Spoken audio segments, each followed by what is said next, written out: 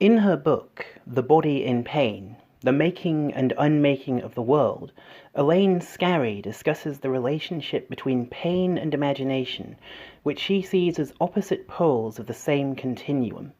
Scarry knows all too well why one might seek out pain.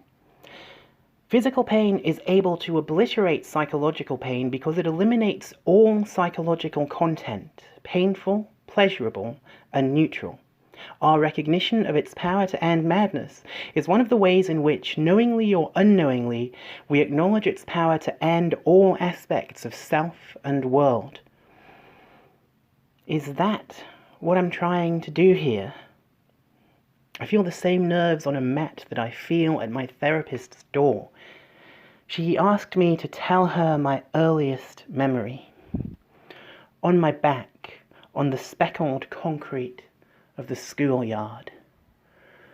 I don't know how many girls surround me.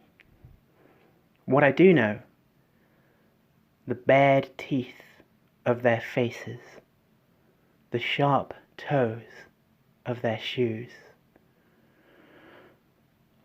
Anyone who tells you that your school days are the happiest days of your life is straight, or cisgender, or neurotypical. I'm using straight in its most generic sense here. If being forced to spend the majority of your time in a closed environment, stripped of your individuality and forced to jostle for your existence in a complicated, merciless dominance hierarchy is supposed to be such fun, why is it considered a punishment if you're an adult? A school is a kind of prison which most of us are forced to do time in for the bulk of our first 15 years on the planet. No wonder we're all so fucked up. There is an idea put around about trans women that we don't count as real women because we are socialized as boys. This doesn't hold water for me because I wasn't. I wasn't socialized as a boy. I was socialized as something which failed at being boy, but didn't get to call itself a girl either. This put me by default at the bottom of the playground pile, and throughout most of my school years I was pretty much mercilessly bullied, not just by boys, but by girls as well. Girls, in fact, seemed to take a particular joy in picking on me. The pleasure of the kicked and kicking downwards, I suppose. Kicking. My earliest memory of school is of being surrounded by a gang of girls I'd been trying to fit in with, who shoved me to the floor of the playground and took turns kicking me hard while I was down. This pretty much set the tone for my whole school career. I didn't learn at school that I was a boy and was entitled to it all. I learned instead to crawl, to look forward to nothing at all. I learned that I was something less than girl. And I also learned to love the girls who hurt me. The first bully I ever had a crush on was a girl called Adele, back in junior school. She wore her blonde hair in a short bob and walked as if she owned the yard. Though we were both 10, she looked older, her sturdy, netball-playing legs already primed with puberty's vitality.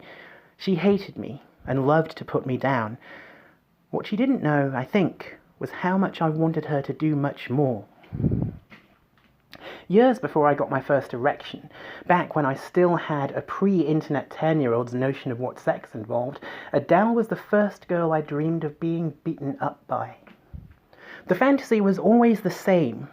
We would meet by night, alone in the park by the Church of the Venerable Bede, and we would fight, and I would lose, and she would taunt me, would sit on top of me and slap me, laughing, grab my hair and pull me to my knees and kick me down again and leave me crying in the broken glass and gravel, and I would fall asleep, content, the rehearsed humiliation of my fantasy enabling me to face another day of its reality. It wasn't masturbation, not mechanically. Back then I lacked the physical capacity, but it was the first time that I realized I could take the violence they enacted on me daily and could alter it, alchemically, into a joy that, then, I had no words to name.